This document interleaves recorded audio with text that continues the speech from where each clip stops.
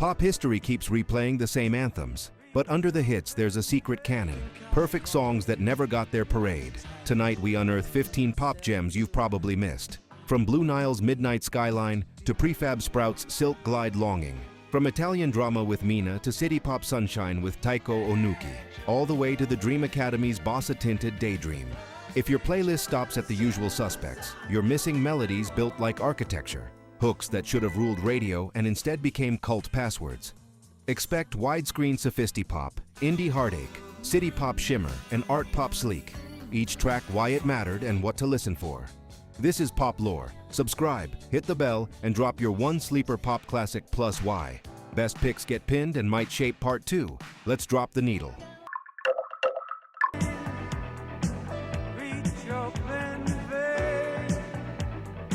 Few bands understood negative space like the Blue Nile. Tinseltown in the Rain, from their debut, A Walk Across the Rooftops, is a masterclass in arranged absence. Parts chosen not to fill the spectrum, but to make room for longing. The drum program is spare and deliberate. Kick and snare act as punctuation, not propulsion, while the hi-hat's soft tick sets a walking pace you lean into.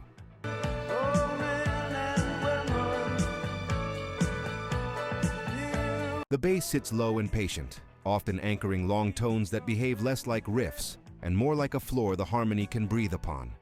Keyboards do the narrative work.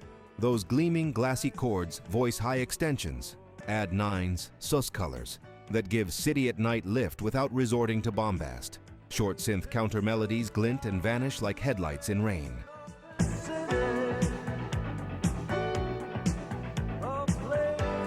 Paul Buchanan's vocal rides the front edge of the beat, close-mic'd, intimate, so when the chorus opens, "Do I love you? Yes, I love you."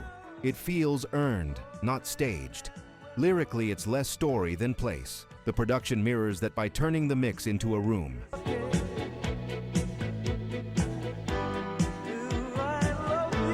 Reverbs are dark-tuned and short, space that whispers instead of shouting, keeping the emotion present even at big system volume. You don't simply hear a song about a city, you're standing in it.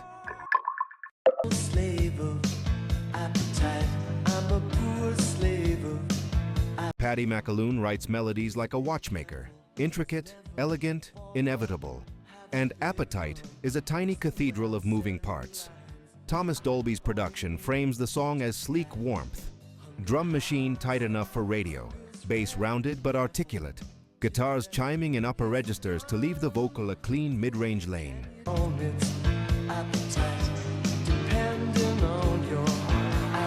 What separates this from 1,000 immaculate 80s singles is harmonic motion. Verses pivot through passing chords that tug the ear forward. A pre-chorus leans into unexpected changes without ever sounding clever for its own sake. The chorus resolves with the relief of a theorem proven.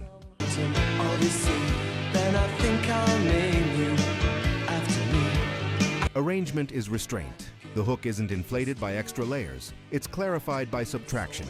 Small mutes before downbeats. Backing vocals arriving on the second half of a line so the payoff feels like recognition rather than announcement. Two small problems are the best part of the blame. MacColl's lyric is both precise and generous. Appetite as desire and as existential condition, phrased in lines that scan like conversation until you try to write one half as clean. The lesson for pop craftsmen is timeless. Let harmony create motion. Let the singer write air. Let production make clarity a feeling.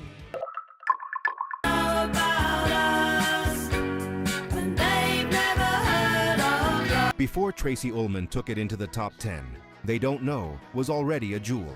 Written and first recorded by Kirsty MacColl on Stiff Records. Her version carries the buoyancy of classic brill-building craft filtered through late 70s UK indie sensibility. Jangling guitars, hand-clap-adjacent percussion taps, and a bass line that moves with songwriter's logic. Support, then lift, then step aside. Don't understand when I look at you and you hold my hand. MacColl's vocal is the masterstroke. Conversational until the line needs altitude. Then that famous sky-high baby, delivered not as diva punctuation but as character revelation. Structurally, the song is economy with purpose.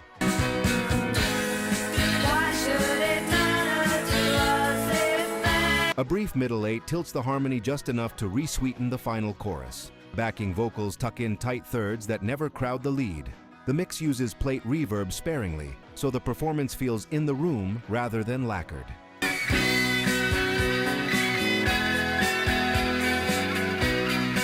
Lyrically, it's a manifesto for those whose love story doesn't meet public consensus, and that defiant tenderness reads in every arrangement choice. Pop often confuses spectacle with proof. MacColl proves feeling with craft, and leaves a blueprint many later covers follow without quite matching the original's lightness of touch. With love till dawn.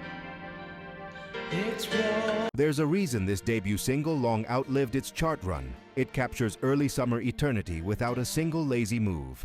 The rhythm section holds a gentle stride, kick soft rounded, and the snare more brush than crack, so the groove glides instead of drives. First picture of you. The first Guitars chime in bright triads, upper neck voicings that keep the mid-range uncluttered, while a synth pads the edges with soft bloom rather than glossy wash. The lead melody plays a modest range but writes arcs. Each phrase seems to rise a fraction more than the last, cashing out in a chorus that opens like windows.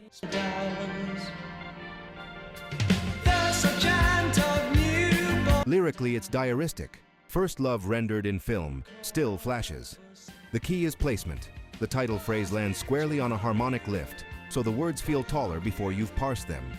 Backing vocals are used sparingly and precisely, unisons that widen to thirds right at the bar lean, giving the sensation of air entering the room. Flood the world deep in sunlight. Production avoids the era's brittle brightness. Instead, the track breathes with soft room and tasteful plate, preserving the performance's fragility. It's a postcard you can step into, and a reminder that light songs can be engineered with the same rigor as epics. I'll pretend God only knows in the end. Produced by Walter Becker, Black Man Ray is quiet-voiced art pop confidence, proof that understatement can be the strongest color on the palette. The beat is metronomic yet human, a tight, dry snare, kick-feathered rather than thumped, syncopated hi-hat that keeps the groove breathing.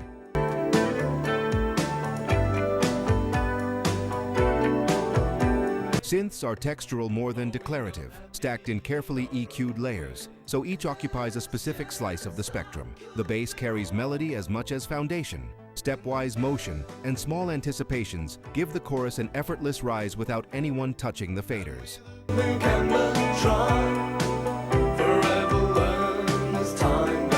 The vocal sits close and calm, which makes the lyrics' oblique imagery feel like a whispered riddle. Becker's influence shows up in arrangement, grammar, elegant chordal extensions, guitar figures that act like punctuation marks, a refusal to over-arrange the hook.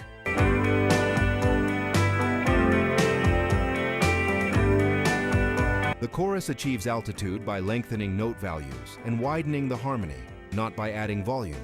It's pop as architecture, balance first, then beauty. The result is a song that wins by poise, and a reminder that in the mid-'80s, you could still craft radio music that rewarded deep listening without sacrificing immediacy.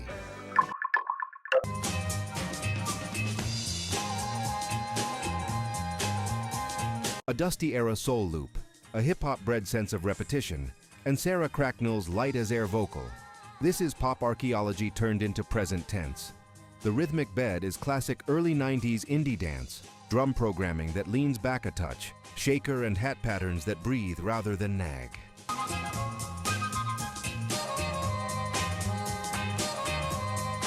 The loop does the heavy harmonic lifting, bright horn stabs and chordal color that carry the song's optimism without requiring big dynamic swings. Production understands register discipline. Bass is warm but not woolly. Mid-range stays uncluttered so the vocal can float. High-end glints rather than glares.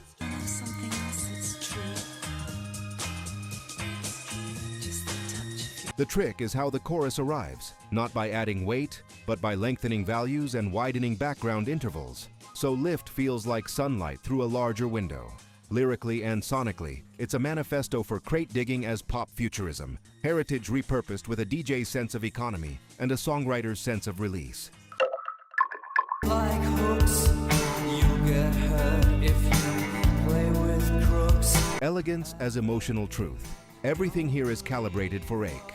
Lightly chiming guitars arranged in upper neck voicings so they shimmer without crowding the vocal. Bass lines that choose counter melody over root thumping. Drums that push with brushes and soft sticks, leaving room for breath.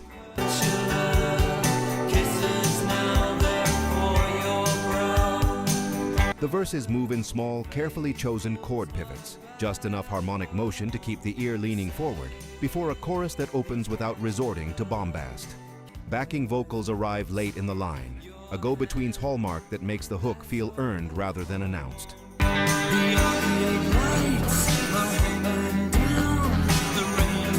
The lyric reads like a letter you probably shouldn't have mailed, plain-spoken, self-questioning, unguarded, and the arrangement matches it with restraint that registers as courage.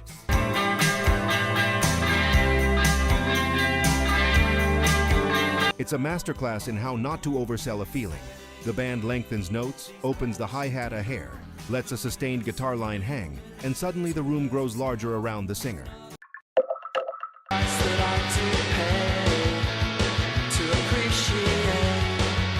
Tenderness with a spine. Built on a drum machine tick and a two-guitar weave, one glassy and high, one slightly overdriven. Sensitive turns Sarah Records' DIY ethos into architectural clarity.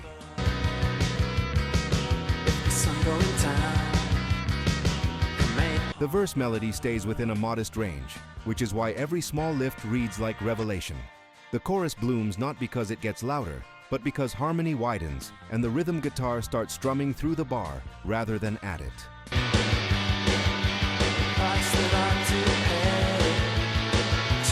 Lyrically, it's a quiet rebellion against macho codes. Sensitive, reclaimed as strength, and the arrangement literalizes that thesis. A fuzz-edge guitar enters only where the words need a shield.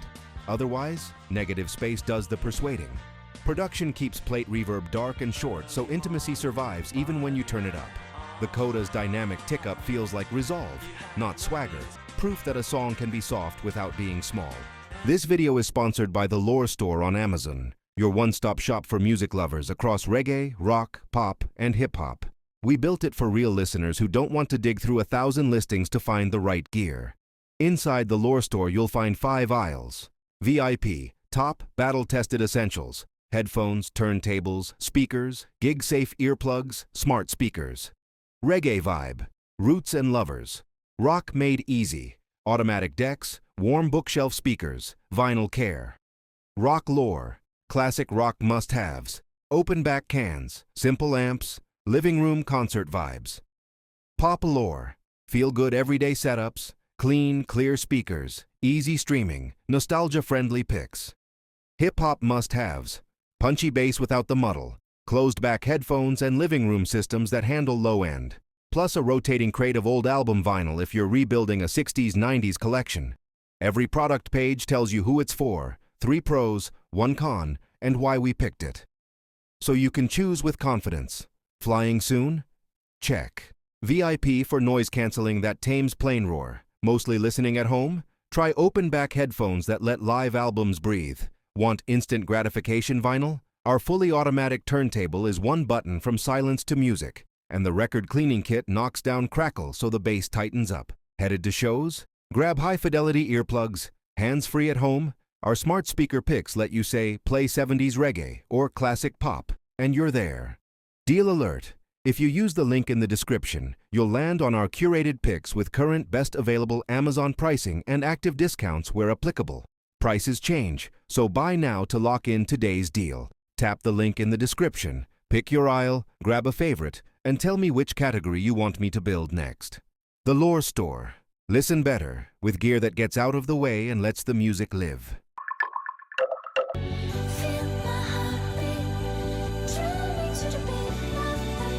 A slow-motion rush.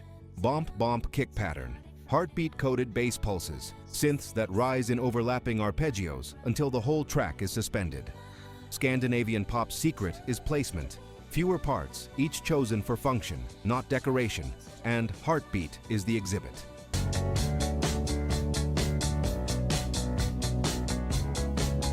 Verse phrasing is talk, sung confession. Pre-chorus lengthens vowels and loosens consonants so tension accumulates. The chorus releases by widening the harmony and letting a high synth ribbon paint the ceiling.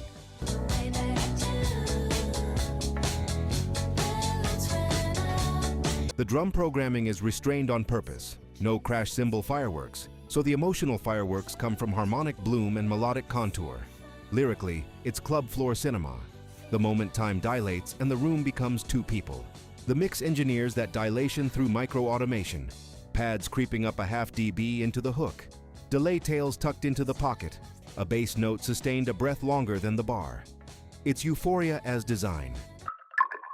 I saw you trying.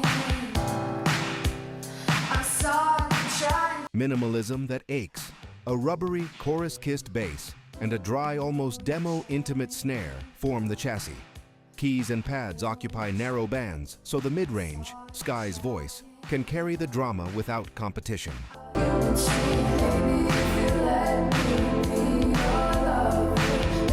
The song's power is phrasing intelligence. Lines run past bar lines, then snap back to the one. Choruses lift not by bigger drums, but subtly by altered chord color and longer note values.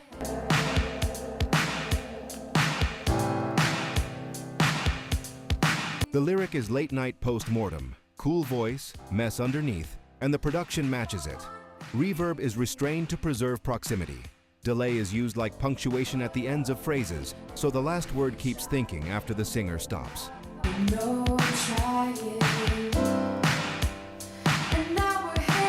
Each section swaps one element, a newly muted kick, a fresh upper octave synth shadow, rather than piling layers, which is why the final chorus feels vast without ever getting crowded. It's a blueprint for 2010's pop melancholy. Space as emotion, imperfection as proof.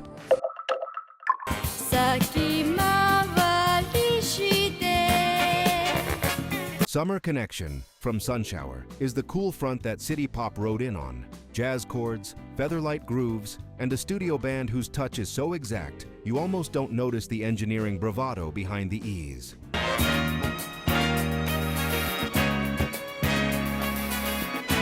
The harmony wears its complexity like linen. Add nines and major sevenths glide by without announcing themselves, and the melody traces long conversational arcs that land on color notes rather than roots. Drums sit behind the beat with brushed cymbals and a dry, precise snare. Bass favors stepwise motion over root thumps, so the verse feels like it's walking you somewhere rather than pushing you.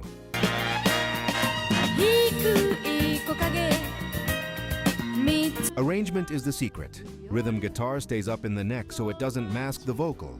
Piano comps sparsely, leaving air for the strings to bloom in measured phrases. Horns appear as brushstrokes, never as blocks of sound.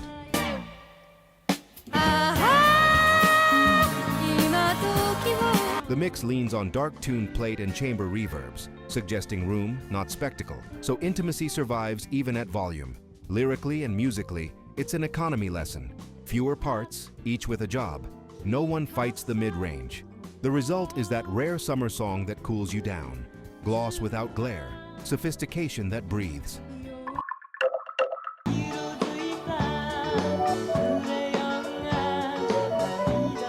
Before Plastic Love found a second life online, September established Mariya Takeuchi's gift for putting melancholy on a disco floor. The groove splits the difference between late 70s AOR and Shibuya-bound sophisti-pop. Clean rhythm guitar on 16ths, bright strings that phrase with the vocal rather than over it, and a bass line that walks in smiling curves, anchoring harmony while constantly hinting at motion.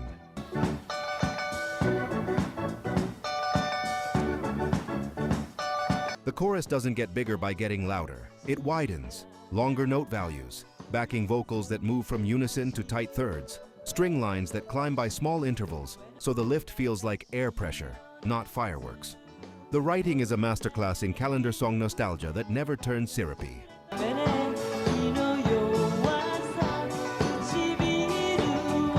Verses sketch recollection in specifics. The pre-chorus nudges harmony earlier than your ear expects, creating the sensation of time tilting. The chorus resolves on a chord that feels inevitable rather than flashy. Production follows suit. Percussion is crisp, but never splashy. Keys are voiced to leave space around the vocal. Reverb tails are short enough that you can hear breath. September proves how precision, not size, makes a pop record glow.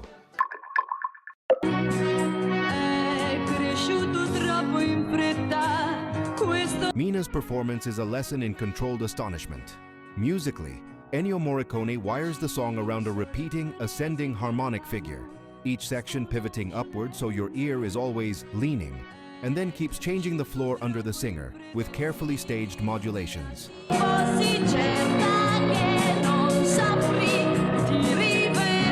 The arrangement is all tension and velvet, timpani murmurs, brushed snares, vibraphone flickers, and a brass choir that enters like a verdict, only to recede before it becomes melodrama. Over it, Mina shapes phrases with unshowy virtuosity, sitting right on the front edge of the beat, so every modulation lands as emotion, not trick.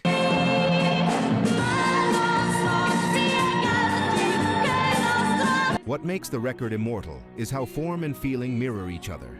The lyric's conditional promise, "if you phoned," is built into the harmony's constant reaching. The orchestration never lingers long enough to let certainty congeal.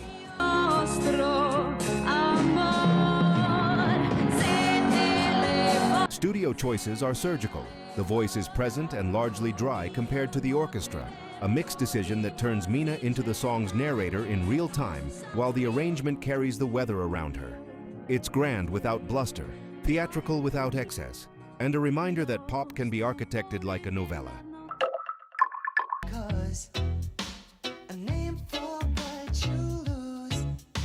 By 1985, Scritti Politti had reinvented themselves from post-punk theorists into art pop alchemists, and "The Word Girl" is their most elegant thesis. Language, desire, and image turned into a reggae-tinged pop confection.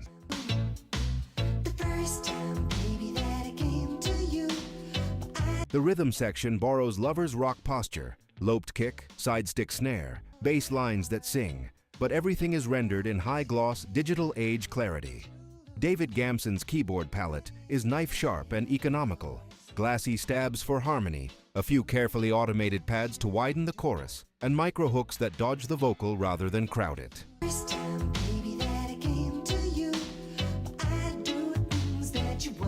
Greengartside's vocal is close and coy, a soft croon that carries an argument about words as both touch and trap.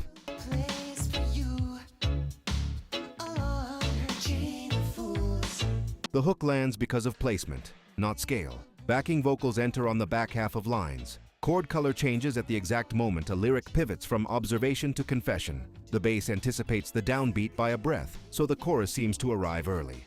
A dub-wise sensibility runs through the mix. Short delay throws on phrase ends, rhythmic mutes that open windows in the groove, turning space into meaning. It's pop about pop, and it still floats.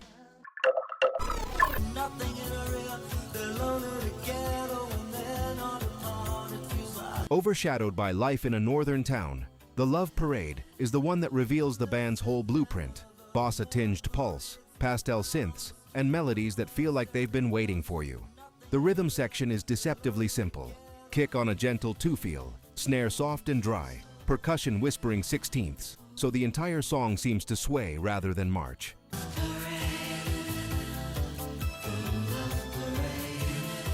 Bass walks in long legato arcs that outline the chord changes while pulling your ear through them. Guitars and keys trade filigree in the high mids, careful never to mask the vocal. The writing treats the chorus as a change in oxygen rather than volume.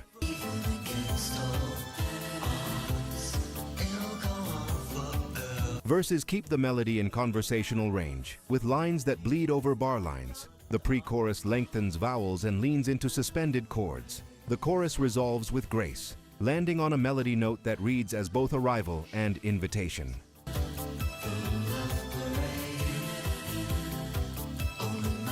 Production walks the same line. Reverb is coastal, not cavernous. Background parts are panned for width, but EQ'd narrow so the center, voice plus bass, stays crystalline. It's pop as travel. 3 minutes in a place you'd like to live. The journey doesn't end here, pop lovers. Watch this next.